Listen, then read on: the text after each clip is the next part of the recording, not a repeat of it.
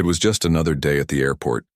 People were rushing around, dragging suitcases and checking their watches. The air buzzed with the usual chaos of travelers trying to get through security, find their gates, or reunite with loved ones, waiting on the other side. Among them was a young woman stepping off her flight after spending months in Europe for school. She had been dreaming about this moment, coming home, hugging her family, and sharing all the amazing stories from her trip. As she walked out of the arrival gate, a wave of relief washed over her. Home felt so close now. But little did she know, what should have been a joyful reunion would soon turn into something far more complicated and humiliating. The young woman grabbed her bags from the carousel and headed toward customs. Everything seemed normal at first. She handed over her passport, answered a few routine questions, and started walking toward the exit where her dad was supposed to be waiting. That's when things took an unexpected turn. Out of nowhere, two men in plain clothes approached her. They didn't look friendly. One of them flashed a badge quickly before saying, "We need you to come with us." Confused, the young woman froze. Her heart began racing as she tried to make sense of what was happening. "Why?" she asked, her voice trembling slightly. "Is there a problem?" The officers exchanged glances, almost like they were amused by her reaction. "You match the description of someone we're looking for," one of them said casually, as if accusing random people at airports was no big deal. But here's the thing. There was nothing specific about this description they mentioned. No details, no explanation, just vague words that somehow justified pulling her aside. And then came the handcuffs. Before she could even protest further, they snapped them around her wrists. It wasn't done forcefully, but it wasn't gentle either. It was almost mocking, like they thought it was funny. One of the officers muttered something under his breath, a comment about how her skin color fit some kind of profile they were working with. At least, that's what it sounded like to her. To anyone else, it might have seemed like harmless banter between co-workers, but to her it cut deep. It felt personal. It felt wrong. Passengers nearby couldn't help but notice what was going on. Some stopped in their tracks, staring wide-eyed as the scene unfolded. Others pulled out their phones and started recording. In today's world, everyone knows that capturing moments like these can shine a light on injustices that might otherwise go unnoticed. And this moment? This was definitely worth capturing. For the young woman, time seemed to slow down. Every second felt heavier than the last. She kept asking herself, how did this happen? Why me? She hadn't done anything wrong. All she wanted was to go home. Yet here she was, standing in the middle of a crowded airport, humiliated and scared, while complete strangers watched her every move. What made it worse was the attitude of the officers. They weren't treating her like someone who might actually pose a threat. Instead, they joked around, making light of the situation. Their tone suggested that this whole thing was just part of their daily routine, something they didn't take seriously. For them, maybe it was. But for her, it was anything but ordinary. As the minutes ticked by, the crowd grew larger. More people stopped to see what was happening. Whispers spread among the onlookers. Some expressed sympathy, others looked angry. Someone even shouted, "Leave her alone!" But the officers ignored the commotion. They were focused only on doing their job, or at least what they thought their job was. By now, tears were welling up in the young woman's eyes, though she fought hard to hold them back. She didn't want to give the officers the satisfaction of seeing her breakdown. Still, it was impossible not to feel defeated. Here she was, a law-abiding citizen, being treated like a criminal simply because of the way she looked. Eventually, the officers led her to a small room near the baggage claim area. The door closed behind them, cutting her off from the rest of the world. Inside, the question started again. Where had she traveled from? What was she carrying in her luggage? Did she know anyone involved in illegal activities? Each question felt more absurd than the last. She answered honestly, hoping that reason and logic would prevail. But deep down, she knew the truth. This wasn't really about finding answers. It was about power and prejudice. Meanwhile, outside the room, the videos recorded by passengers had already gone viral. Social media timelines lit up with clips of the incident. Comment sections filled with outrage. News channels picked up the story, turning what happened at the airport into national headlines. By the end of the day, everyone would know who she was and why she mattered. But inside that tiny room, none of that mattered yet. All she could think about was getting out and proving that she deserved better than this. By the time the young woman was finally released from that cramped room at the airport, word of what had happened had already spread like wildfire. The videos recorded by passengers weren't just floating around on social media. They were everywhere. News outlets picked up the story within hours, turning it into a national talking point. People couldn't stop watching the clips, sharing their thoughts or debating what they saw. The footage showed her standing there, calm but visibly shaken, as the officers cuffed her without any clear reason. The casual way they joked about it made the whole thing even harder to watch. Their dismissive attitude screamed arrogance, and the racial undertones in their comments didn't go unnoticed either. For many viewers, it wasn't just an isolated incident. It was a glaring example of something much bigger, something deeply ingrained in society. Social media exploded with hashtags like "Justice for Her" and "Stop Racial Profiling." People shared memes, wrote essays, and posted long threads dissecting every detail of the encounter. Some recounted their own experiences of being unfairly targeted because of their race or ethnicity. Others expressed shock that this kind of behavior could still happen in broad daylight, especially to someone whose father held such a high-profile position. It wasn't just anger driving the conversation. It was frustration, sadness, and disbelief as the story gained momentum. Reporters scrambled to dig deeper. They reached out to witnesses at the airport, who described the scene in vivid detail. One traveler said she felt sick watching the officers laugh while putting handcuffs on the young woman. Another mentioned how no one stepped in to stop them, not because they agreed with what was happening, but because everyone seemed too scared to speak up. The fear of authority loomed large, silencing potential voices of protest right then and there. Meanwhile, the governor, her father, was hit hard by the news. He had spent years advocating for fairness and equality, often speaking out against systemic racism. Now, his own family was directly affected by the very issues he fought so hard to change. When he first heard about the incident, he was livid. Not only was his daughter treated unjustly, but the blatant disregard for basic human decency left him speechless. After taking some time to process everything, he released a brief statement condemning the officer's actions. "I am appalled by what my child endured today," he said during a press conference. "This is not justice. This is cruelty disguised as procedure. My family will not stand idly by while such abuse continues unchecked. We demand accountability, transparency, and reform." His words resonated with millions. People admired his courage in speaking out, even though it must have been incredibly painful to admit that his efforts hadn't shielded his loved ones from harm. The governor's statement added fuel to the fire, pushing the issue further into the spotlight. Activists and community leaders seized the opportunity to amplify calls for change, organizing protests and online campaigns to keep the pressure on local authorities. But the spotlight wasn't just on the officers involved, it was also on the young woman herself. Everyone wanted to hear her side of the story. Reporters camped outside her house, hoping to catch a glimpse of her or get an exclusive interview. Social media users speculated about how she was coping, praising her composure during such a traumatic event. Some even called her a symbol of resilience, someone who represented countless others who had faced similar injustices but never received recognition. A few days later, she decided to break her silence. Sitting alongside her father in a quiet living room, she spoke candidly during a televised interview. Her voice trembled occasionally, but her words carried immense weight.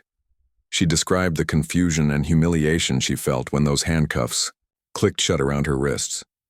She talked about the sting of hearing racially charged remarks tossed around like jokes, and she admitted that despite trying to stay strong throughout the ordeal, she had cried herself to sleep that night, overwhelmed by feelings of helplessness. "It's not just about me," she said firmly, looking straight into the camera. This happens to people every single day. The difference is most of them don't have a platform to tell their stories. I do, and I'm going to use it. Her honesty struck a chord with viewers. Many praised her bravery for stepping forward instead of retreating into privacy. Others thanked her for shining a light on the realities of racial profiling, something that remained all too common despite decades of activism.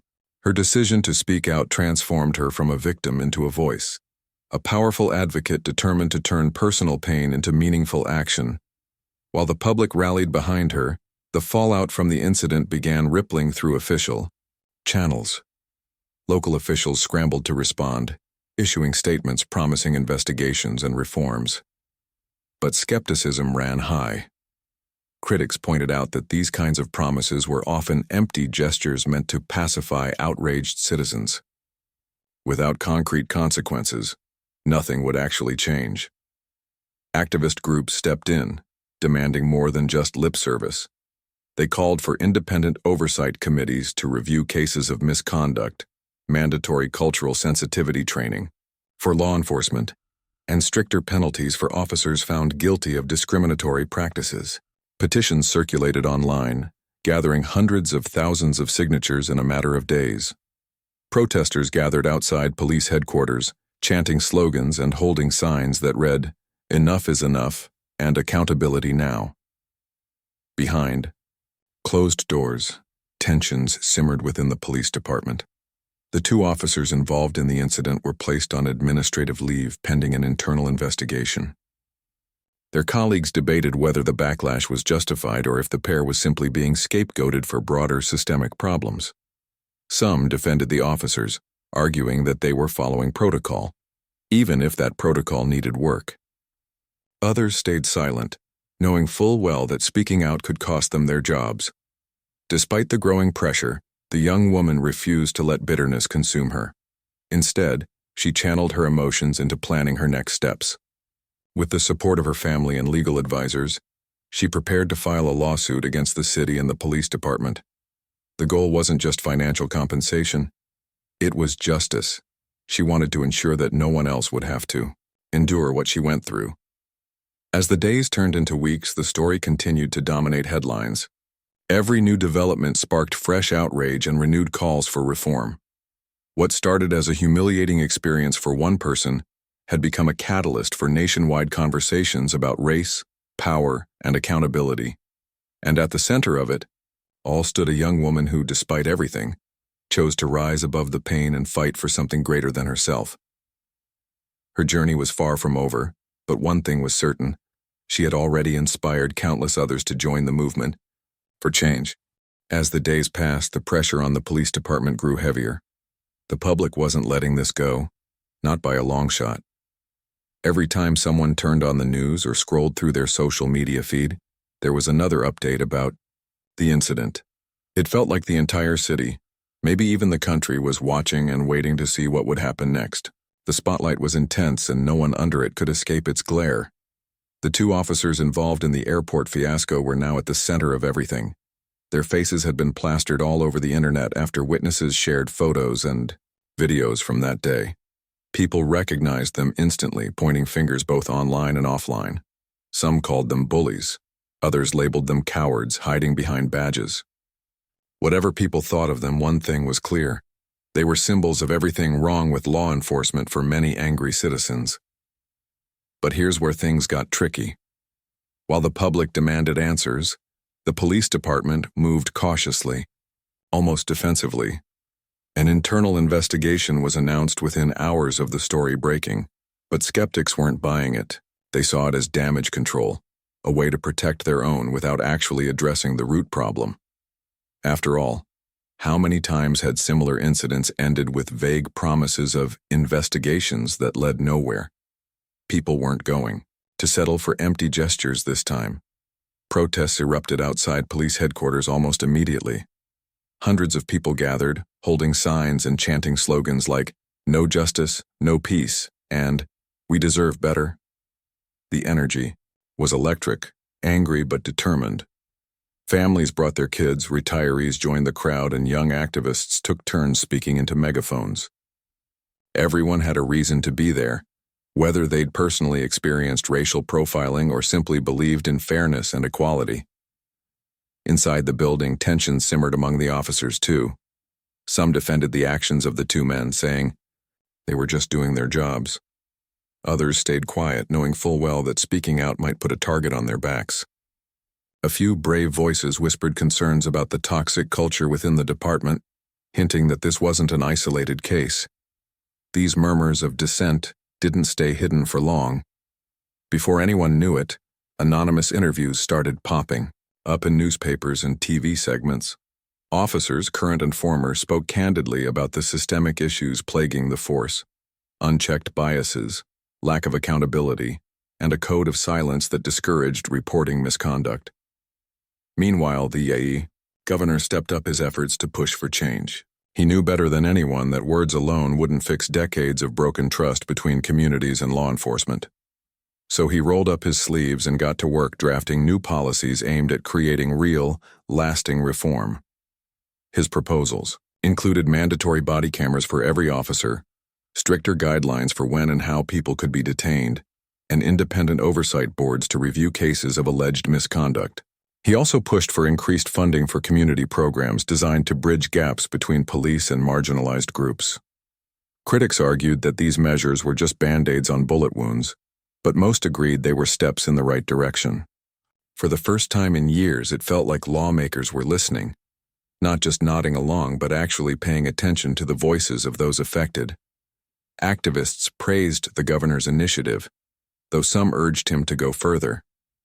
"This is a start," one advocate said during a televised panel discussion, "but we need to address the deeper problems in our society if we truly want to see progress."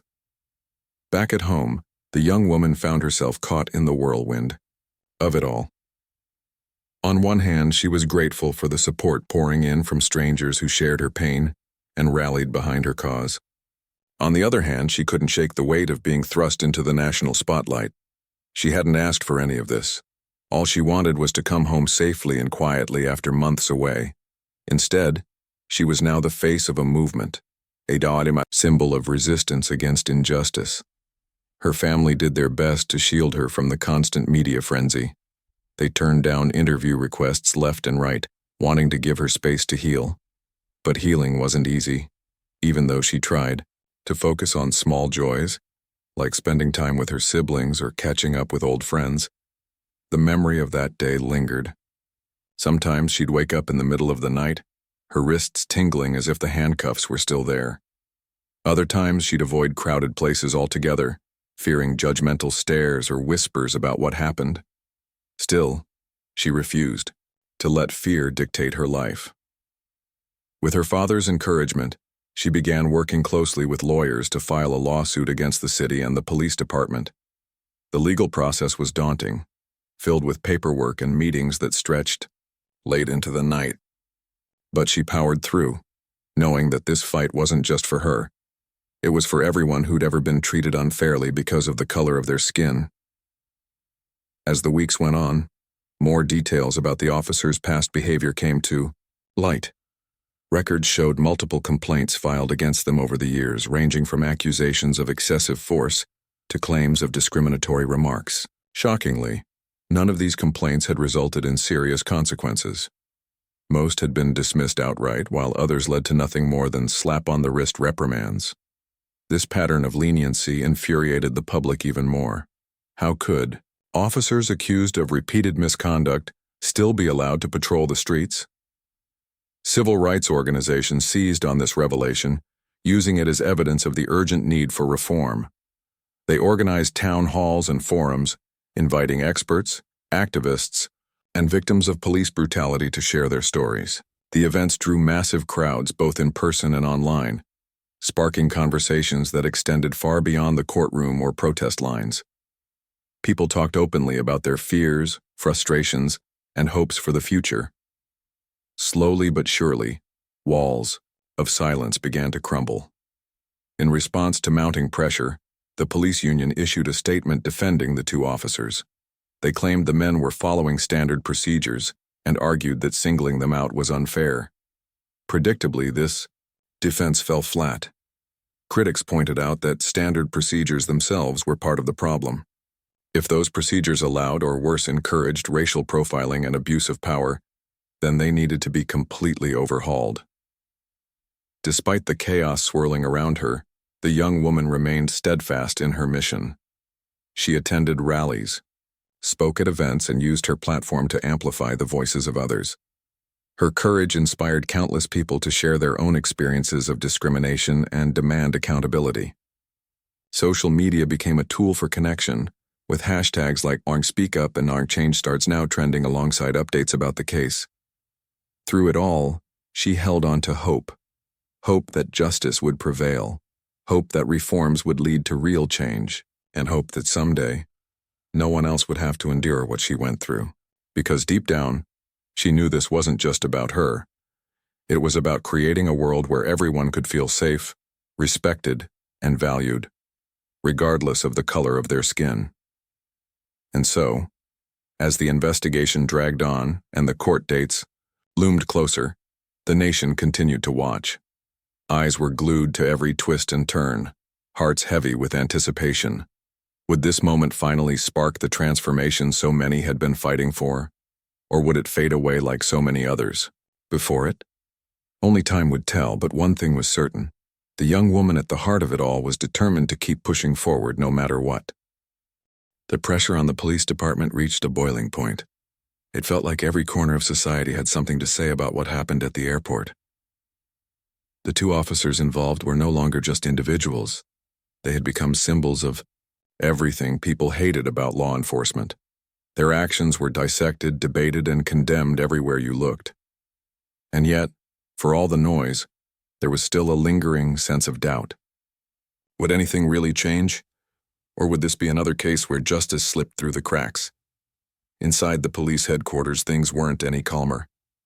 The internal investigation dragged on, with updates few and far between. Officers whispered nervously in hallways, unsure whether they should defend their colleagues or distance themselves from the mess. Some tried to act like nothing unusual was happening, sticking to their routines as if life hadn't been turned upside down. But it had. Everyone could feel it. The tension in the air, the weight of public scrutiny pressing down on them. Then came the bombshell. Records revealed that these two officers weren't exactly strangers to controversy. Over the years, multiple complaints had been filed against them. Excessive force, discriminatory language, unnecessary aggression during arrests. The list went on. What shocked people most wasn't just the number of complaints, it was how little had been done about them. Time and again, investigations into their conduct ended with shrugs and dismissals. No consequences, no accountability, just a slap on the wrist, if that. This revelation sent shockwaves through the community. Protesters outside police headquarters held up signs listing the offenses, demanding answers. How could officers with such questionable track records still be allowed to carry badges and guns? Why hadn't anyone stepped in before now? The questions piled up faster than officials could answer them.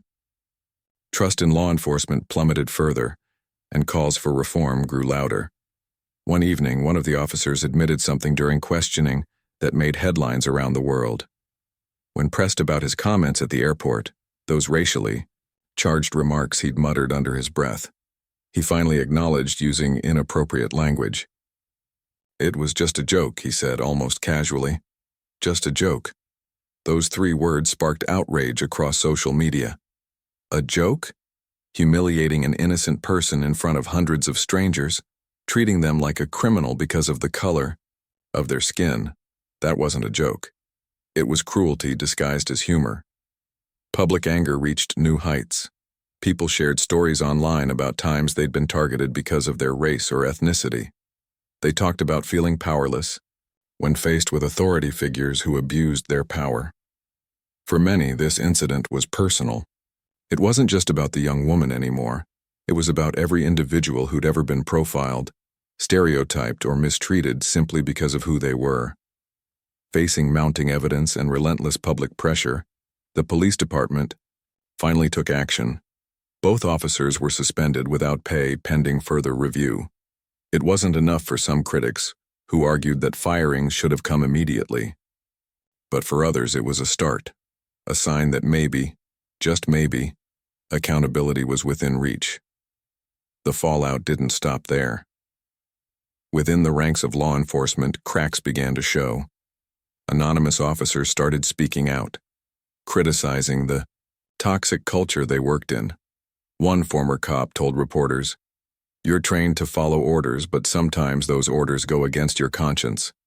If you speak up, you risk being ostracized, or worse." Others echoed similar sentiments, describing a system where misconduct was often swept under the rug to protect reputations rather than serve justice. These revelations struck a chord with the public. People realized this wasn't just about two bad apples. It was about a rotten tree. Calls for systemic reform grew louder. Activists organized marches, town halls, and workshops aimed at educating communities about their rights and pushing for policy changes. Lawyers offered free consultations to anyone who believed they'd been wrongfully treated by police. Even celebrities joined the movement, using their platforms to amplify the message. Back at home, the young woman found herself navigating uncharted territory. On one hand, she was grateful for the support pouring in from all directions. Strangers sent messages of encouragement thanking her for standing up and sharing her story. Friends and family rallied around her, reminding her that she wasn't alone. But on the other hand, the spotlight was exhausting.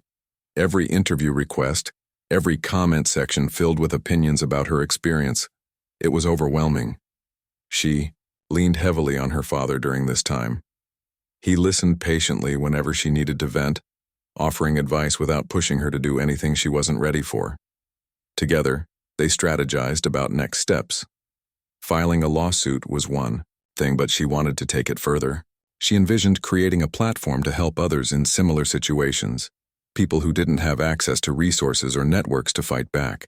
This idea gave her purpose, something to focus on besides the pain of reliving that day over and over again. Her legal team worked tirelessly behind the scenes, gathering evidence and building a strong case against the city and the police department. They knew the stakes were high, not just for her, but for everyone watching. Winning this battle could set a precedent, paving the way for future cases of racial profiling to be taken seriously. Losing, that was unthinkable. As the weeks turned into months, the nation remained glued to every development. Each court filing, each leaked document, each statement from officials was dissected and analyzed. People debated passionately on social media, in coffee shops, and at dinner tables. Was the investigation thorough enough? Were the proposed reforms meaningful, or just lip service? Could real change actually happen? Amidst all the chaos, small victories began to emerge. Local lawmakers introduced bills inspired by the governor's proposals, aiming to increase transparency and accountability in policing. Community groups partnered with schools and businesses to host discussions about racism and privilege.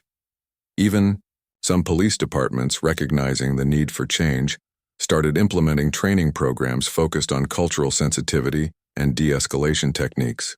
For the young woman, these moments of progress offered hope. Hope that the sacrifices she was making, the sleepless nights, the emotional toll, weren't in vain. Hope that her courage might inspire others to speak up too. She often thought about the passengers at the airport who had recorded videos of her arrest. Without their bravery, the truth might never have come to light. Now she hoped to pay it forward, encouraging others to use their voices however they could. But hope wasn't always easy to hold on to. There were days when the weight of everything felt unbearable. Days when she questioned whether pursuing justice was worth the cost. Those moments passed, though, replaced by reminders of why she couldn't give up. Whether it was a heartfelt letter from a stranger or a passionate speech at a rally, she found strength in knowing she wasn't fighting alone. By the time the preliminary hearings began, the case had become more than just a legal battle. It was a symbol of resistance. People packed the courtroom, spilling into overflow rooms and gathering outside. Reporters camped out for hours, eager to capture every detail. Social media buzzed with live updates and reactions. Everyone wanted to see what would happen next. And while the outcome was still uncertain, one thing was clear.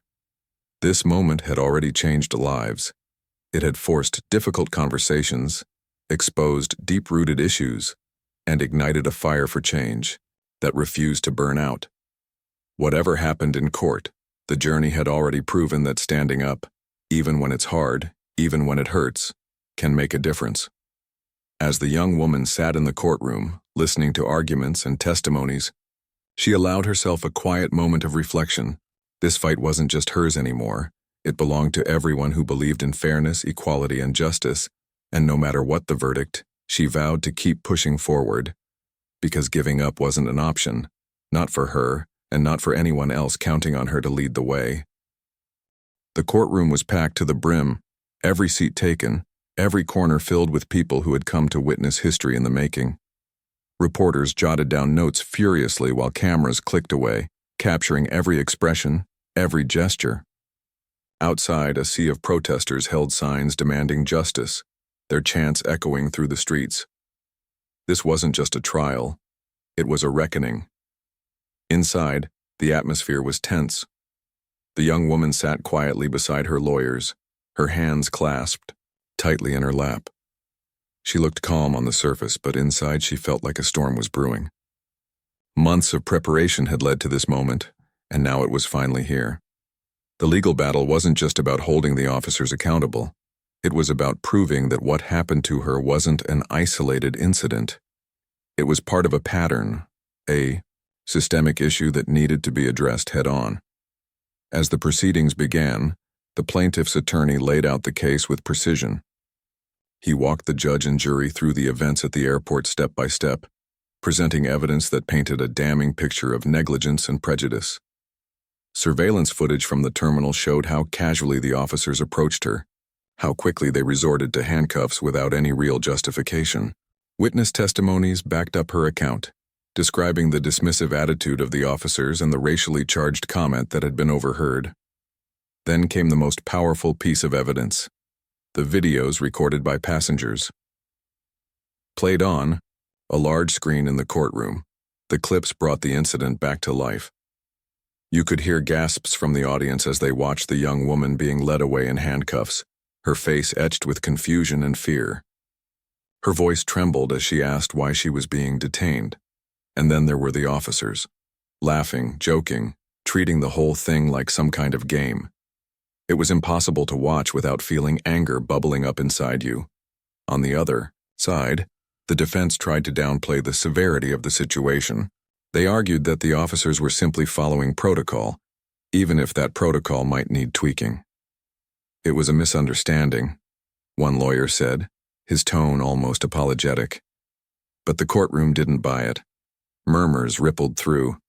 The crowd and the judge had to remind everyone to remain silent more than once.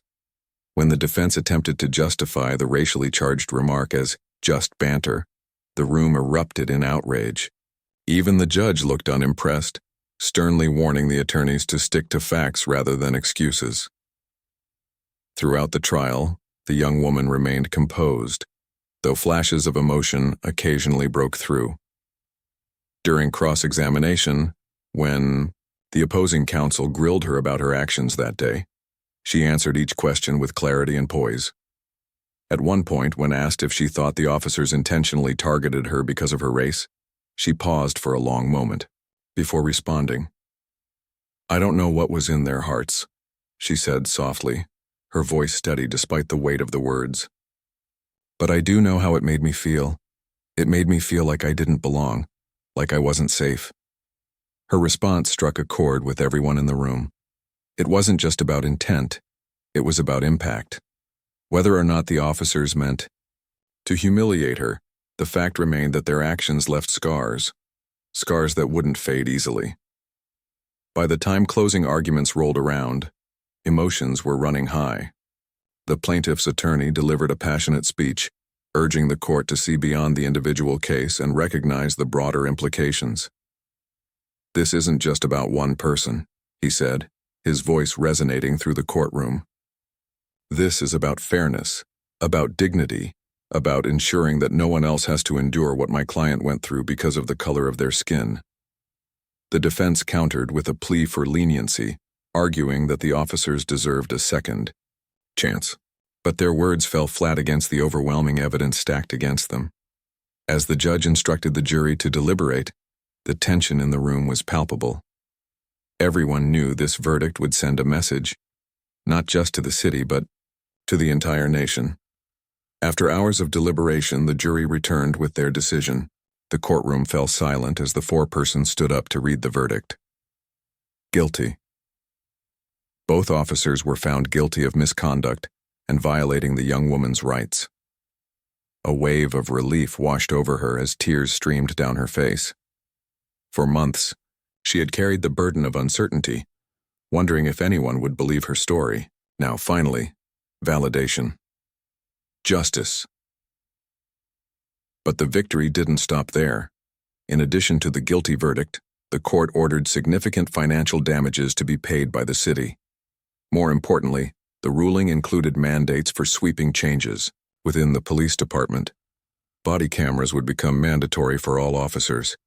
Independent oversight boards would be established to review cases of alleged misconduct.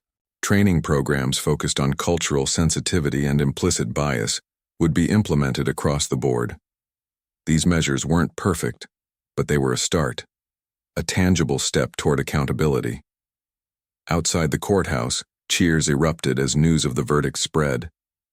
Protesters hugged each other, celebrating not just the outcome of the trial but the hope it represented. Activists held impromptu speeches, thanking the young woman for her courage and vowing to keep pushing for reform.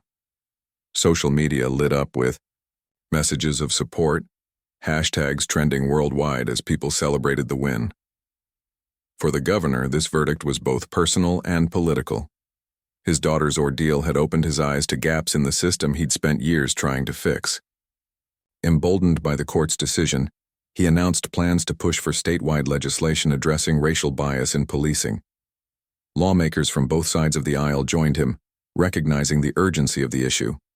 Bills aimed at increasing transparency, improving training, and implementing stricter consequences for misconduct gained traction, fueled by public demand for change. Meanwhile, the two officers faced additional consequences beyond the courtroom. Their union continued to defend them, claiming they were victims of a witch hunt. But the damage was done. Suspended indefinitely and stripped of their badges, they became pariahs within the department. Other officers began speaking out more, openly about the toxic culture they worked in, criticizing practices that prioritize protection over accountability. Internal investigations expanded, uncovering decades of unchecked misconduct that had gone unpunished. In the weeks following the verdict, the young woman took time to reflect on everything that had happened. While the legal battle was over, the emotional toll lingered. Nights were still sleepless sometimes, haunted by memories of that day at the airport. Yet amidst the pain, there was also pride. Pride in standing up, in refusing to let fear silence her. Pride in knowing that her fight had inspired others to do the same. She threw herself into activism, determined to turn her experience into something meaningful. With the help of her family and a team of dedicated supporters, she founded an organization aimed at combating racial injustice and supporting victims of police brutality. Through workshops, advocacy campaigns, and partnerships with grassroots movements, she worked tirelessly to amplify marginalized voices and push for systemic change.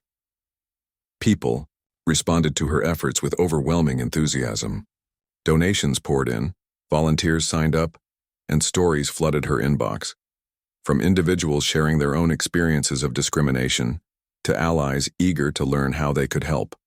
What started as a personal mission grew into a nationwide movement, uniting people from all walks of life under a shared goal: equality.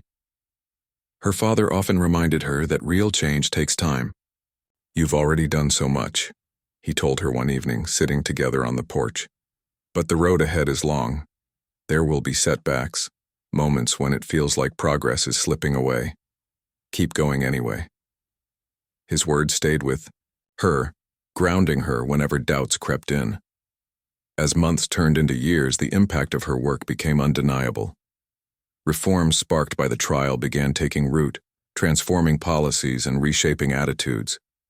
Communities that had once distrusted, law enforcement started engaging in open dialogues, slowly rebuilding bridges. Schools incorporated lessons on racial equity into their curriculums.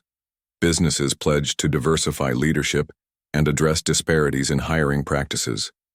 Change wasn't immediate, but it was happening, and it was beautiful. Looking back, the young woman realized that her journey hadn't just changed laws or systems, it had changed her. She had started as someone who simply wanted to come home safely after a trip abroad.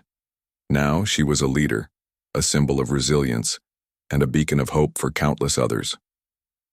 Her story proved that even in the darkest moments, courage and determination can light the way forward, and so with renewed purpose she kept moving. Not because the fight was easy, but because it mattered. Because giving up wasn't an option, not for her and not for anyone else counting on her to lead the charge. Months had passed since the courtroom drama unfolded, but the echoes of that verdict continued to ripple through society. The guilty ruling wasn't just a win for one person, it was a spark that lit fires of change in places people hadn't expected. For the young woman at the center of it all, life slowly began to settle into a new rhythm. Yet she knew her journey was far from over.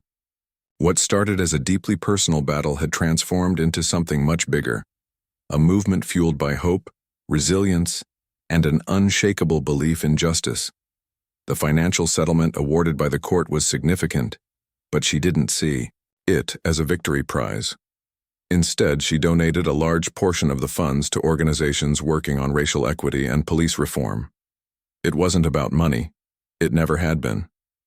She wanted to invest in lasting change, not just for herself, but for everyone who might face similar injustices in the future. Her decision inspired others to contribute too, creating a wave of support for grassroots initiatives across the country. Her activism grew stronger with each passing day. She traveled to different cities, speaking at rallies, schools, and community centers. At first, stepping onto stages made her nervous. The spotlight still felt heavy, and she worried about saying the wrong thing or letting people down. But as she shared her story, her pain, her fears, her hopes, she realized how powerful vulnerability could be. People connected with her honesty. They saw themselves in her struggle, and they found strength in her courage. One event stood out in particular. It was a town hall meeting held in a small auditorium packed with locals eager to discuss policing reforms. As she took the stage, she noticed a mix of faces, young and old, diverse backgrounds, united by a shared desire for betterment. When she spoke, her voice carried both authority and warmth. "I'm here because I believe we can do better," she said, pausing to let the words sink in. "We deserve better. Not tomorrow, not next year, but now." Afterward, dozens of attendees lined up to thank her.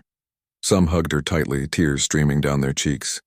Others handed her handwritten notes detailing their own experiences with discrimination. One elderly woman held her hand and whispered, "You remind me of my granddaughter. Keep going. You're making us proud." Moments like these reminded her why this fight mattered so deeply. Every handshake, every embrace, every word of gratitude reinforced her purpose. Her work extended beyond public appearances.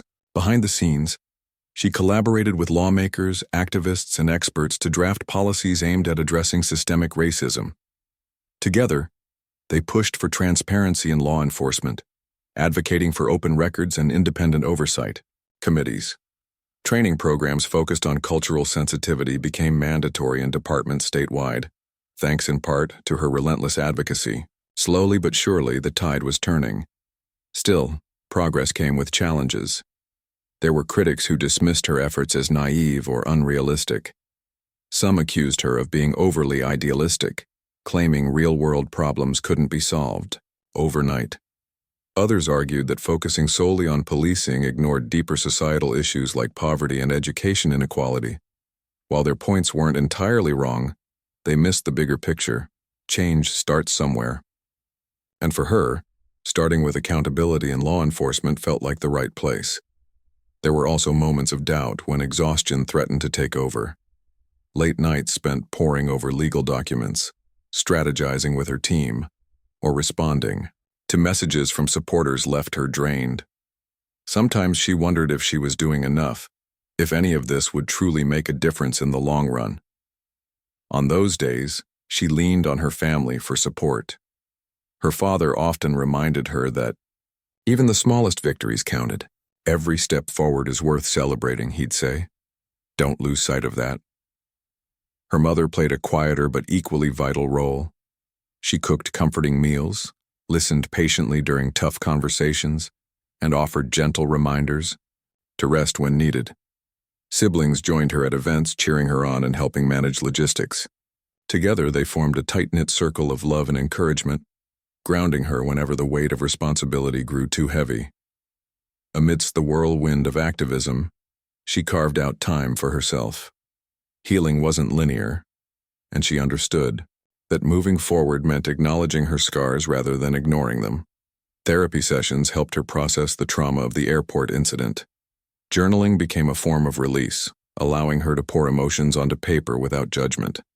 Long walks in nature gave her space to breathe and reflect. These moments of self-care weren't luxuries, they were necessities. Without them, she wouldn't have had the strength to keep fighting. As years went by, the impact of her efforts became undeniable. Communities once divided by mistrust began finding common ground. Police forces adopted new practices, fostering dialogue with residents instead of relying solely on authority. Schools introduced curriculums emphasizing empathy and understanding, teaching children to celebrate diversity rather than fear it. Businesses pledged to address racial disparities in hiring and promotions, recognizing the value of inclusivity. Her organization flourished, growing into a national network of advocates committed to dismantling systemic barriers. Volunteers poured in, eager to lend their skills and voices to the cause. Social media campaigns amplified marginalized perspectives, sparking conversations that reached corners of the globe. Awards and accolades followed, but she remained humble, deflecting praise onto the collective effort behind every achievement.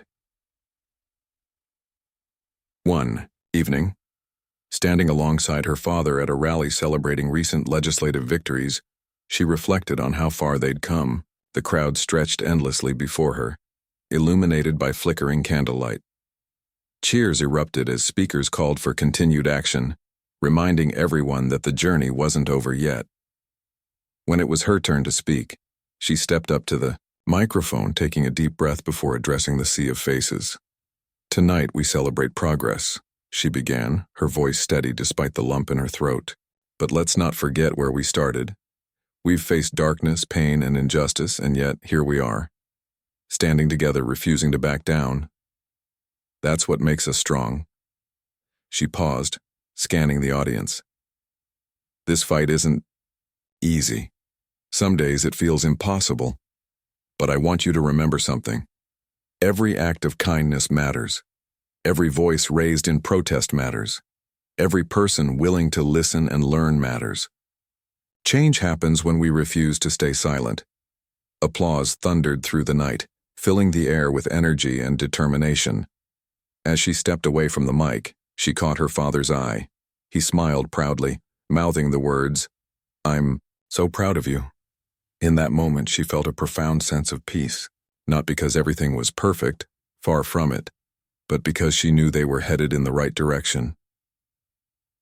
Years later, historians would look back on this period as a turning point. Policies implemented during this era reshaped institutions, paving the way for greater equality. Textbooks highlighted stories of ordinary people rising up to challenge injustice, proving that courage could ignite revolutions.